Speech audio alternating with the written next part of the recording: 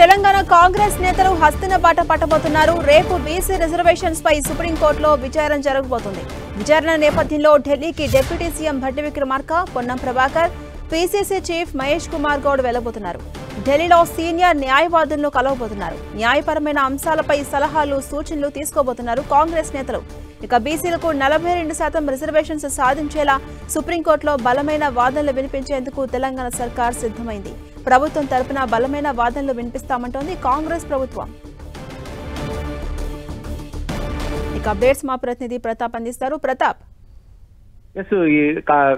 బీసీలకు సంబంధించి తెలంగాణలో బీసీలకు సంబంధించి 42% రిజర్వేషన్ల విషయానికి సంబంధించి ప్రభుత్వం చాలా సీరియస్ గా ఉందని చెప్పుకోవచ్చు. దీనికి సంబంధించి ఇప్పటికే జీవో ఇవ్వడం కానీ, ఈ అసెంబ్లీలో బిల్ పాస్ చేయడం కానీ, ఇవన్నీ ఆర్డినెన్స్ తీసుకురావడం ఇవన్నీ వరుసగా జరుగుతున్న పరిణామాల నేపథ్యంలో ఈ స్థానిక సంస్థలకు సంబంధించి కూడా ఇప్పటికే జీవో నెంబర్ 9 కూడా ఇచ్చిన పరిస్థితి అయితే ఉంది. అయితే దీన్ని సవాల్ చేస్తూ ఇప్పటికే హైకోర్టులో కేసు వేయడం కానీ, సుప్రీంకోర్టులో కూడా కేసు వేసిన దాఖలాలు ఉన్నాయి. దీనికి సంబంధించి సుప్రీంకోర్టులో, హైకోర్టులో వరుసగా హియరింగ్స్, అంటే రేపు సుప్రీంకోర్టులో దీన్ని వాదనలు వింటామని చెప్పేసి ఇప్పటికే సుప్రీంకోర్టు ఆదేశాలు ఇచ్చిన నేపథ్యంలో దీనికి సంబంధించి ప్రభుత్వం కూడా అఫిడవిట్ దాఖలు చేసి బలమైన వాదనలు వినిపించాలి. 42% రిజర్వేషన్లకు సంబంధించి ప్రభుత్వం ఏ విధంగా ముందుకు తీసుకెళ్లాలని దానిపైన కూడా మంత్రులంతా కూడా దీనికి సంబంధించి ఇప్పటికే డిప్యూటీ సీఎంతో భట్టి విక్రమార్క గారి అంతా కూడా చర్చలు చేసిన పరిస్థితి అయితే ఉంది. దీనికైతే రేపు సుప్రీంకోర్టులో కూడా వాదనలు ఉన్న నేపథ్యంలో ఈ వాదనలను బలంగా వినిపించాలి అనే ఆలోచనతోటి నేరుగా ఈ రోజు ఢిల్లీ వెళ్లి రేపు సుప్రీంకోర్టు సంబంధించిన వాదనలకు సంబంధించి అడ్వకేట్ తో చర్చలు జరపాలని చెప్పేసి భావిస్తున్నారు. ప్రభుత్వం ఏ విధంగా దీన్ని శాంతి 42%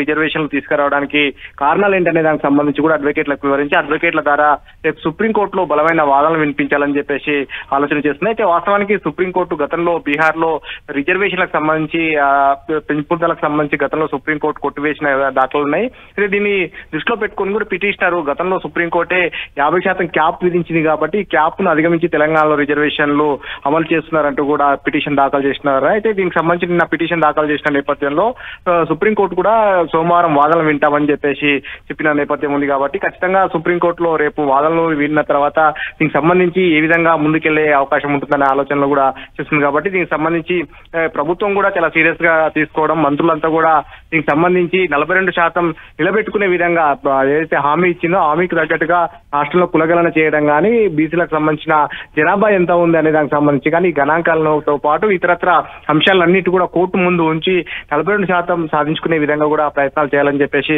ఆలోచన చేస్తుంది. దీనికి అనుగుణంగానే ఈ రోజు సాయంత్రం డిప్యూటీ సీఎం భట్టి విక్రమార్కతో పాటు పీసీసీ చీఫ్ మహేష్ కుమార్ గౌడ్, మంత్రులు పొన్నం ప్రభాకర్, వాకిటి శ్రీహరి ఇదంతా కూడా ఈ రోజు ఢిల్లీ వెళ్లి అడ్వకేట్లకు ప్రభుత్వం చేస్తున్న ప్రయత్నాలను కానీ ఈ అంశాలన్నిటి కూడా వివరించాలని చెప్పేసి ఆలోచన చేస్తుంది.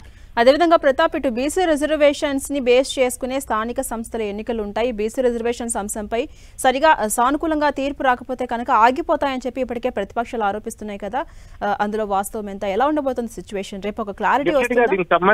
దీనికి సంబంధించి చాలా అపోహలు అయితే నెలకొని ఉన్నాయని చెప్పుకోవచ్చు. తెలంగాణ సమాజం మొత్తంలో దీనికి సంబంధించి రిజర్వేషన్ల పైన అనేక అపోహలు అయితే ఉన్న పరిస్థితి నెలకొని ఉంది. ఇప్పటికే బీజేపీ ఎంపీ ఈటల రాజేందర్ గాని వేరే ఇతర నేతలంతా కూడా దీనికి ప్రతిపక్ష నేతలంతా కూడా దీనికి సంబంధించి అక్కడక్కడ కామెంట్ చేస్తున్న పరిస్థితి అయితే కనబడతా ఉంది. ఈ విషయానికి సంబంధించి ప్రభుత్వం తరపున మంత్రులతో పాటు కాంగ్రెస్ నేతలు, ముఖ్యంగా పీసీసీ చీఫ్ మహేష్ కుమార్ గౌడ్ ఎప్పటికప్పుడు కౌంటర్ చేస్తూ దీనికి సంబంధించి ప్రభుత్వం చిత్తశుద్ధితో ఉంది, దీన్ని నిలుపుకునే ప్రయత్నం చేస్తామంటూ కూడా చెప్తున్న పరిస్థితి అయితే ఉంది. కాబట్టి దీనికి సంబంధించి ఒకవేళ సుప్రీంకోర్టు కనుక గతంలో బీహార్ లో కనుక ఏ విధంగా అయితే కోర్టును అక్కడ రిజర్వేషన్లను 50% కన్నా ఎక్కువగా ఇచ్చినప్పుడు అక్కడ రద్దు చేసిన దాఖలాలు ఉన్నాయి సుప్రీంకోర్టులో. కాబట్టి అదేవిధంగా మహారాష్ట్రలో ఎన్నికల సందర్భంగా కూడా అక్కడ కూడా నోటిఫికేషన్ రద్దు చేసిన దాఖలాలు ఉన్నాయి. ఈ పరిస్థితులను దృష్టిలో పెట్టుకుని ఒకవేళ కోర్టు కనుక విరుద్ధంగా, అంటే వీళ్ళు 42% రిజర్వేషన్ అదనంగా ఇచ్చింది కాబట్టి దీన్ని దృష్టిలో పెట్టుకుని కనుక కోర్టు కనుక ఏమన్నా విరుద్ధమైన తీర్పు కనుక వచ్చినట్లయితే దానికి తగ్గట్టుగా ప్లాన్ బి అమలు చేయాలని కూడా ఆలోచన చేస్తున్న దాఖలాలు ఉన్నాయి. దీనికి సంబంధించి కూడా పార్టీ తరఫున రిజర్వేషన్లు ఇవ్వాలని చెప్పేసి గతంలోనే సీఎం రేవంత్ రెడ్డి అసెంబ్లీ వేదిక కూడా ప్రకటన చేసిన పరిస్థితి ఉంది. కాబట్టి అందుకు అనుగుణంగానే 42% సంబంధించిన రిజర్వేషన్ల విషయంలో మాత్రం ఇక్కడ వెనక్కి తగ్గేలేదు, కాంప్రమైజ్ అయ్యేలేదు. పార్టీ తరఫునైనా కానీ ఈ రిజర్వేషన్లు ఇచ్చి లోకల్ బాడీలో ముందుకెళ్లాలని ఆలోచిస్తే, అయితే వాస్తవానికి లోకల్ బాడీ ఎన్నికలకు సంబంధించి 9 నుంచి, అంటే ఈ నెల 9 నుంచి నోటిఫికేషన్ కూడా జారీ కావాల్సి ఉంటుంది. కాబట్టి కోర్టు తీర్పును ఆధారంగా చేసుకుని సుప్రీంకోర్టులో రేపు హియరింగ్స్ ఉన్నాయి. అదేవిధంగా హైకోర్టులో 8న మరోసారి తెలంగాణ హైకోర్టులో కూడా హియరింగ్స్ ఉన్నాయి. కాబట్టి కోర్టులు ఏ విధంగా స్పందిస్తాయనేది చూడాల్సి ఉంటుంది. ఉంటుంది. కోర్టులు స్పందన బట్టి నెక్స్ట్ ప్లానింగ్ దాని ఒకవేళ కోర్టులు సానుకూలంగా స్పందిస్తే కనుక సేమ్ యాజ్ ఇట్ ఈస్ గా ఇదే షెడ్యూల్ ప్రకారంగా ఎన్నికలు జరిగే అవకాశం ఉంటుంది. కోర్టులు కనుక భిన్నమైన తీర్పు కనుక వచ్చినట్లయితే కనుక ఖచ్చితంగా దానికి సంబంధించి కొద్దిగా డిలే చేసుకుని మళ్ళీ పాత పద్ధతిన గతంలో ఈ విధంగా అయితే 50% వరకు క్యాప్ విధిస్తూ రిజర్వేషన్ ఆ విధంగానే పాత రిజర్వేషన్ పద్ధతి ప్రకారమే ఎన్నికలకు వెళ్లే అవకాశం ఉంటుంది.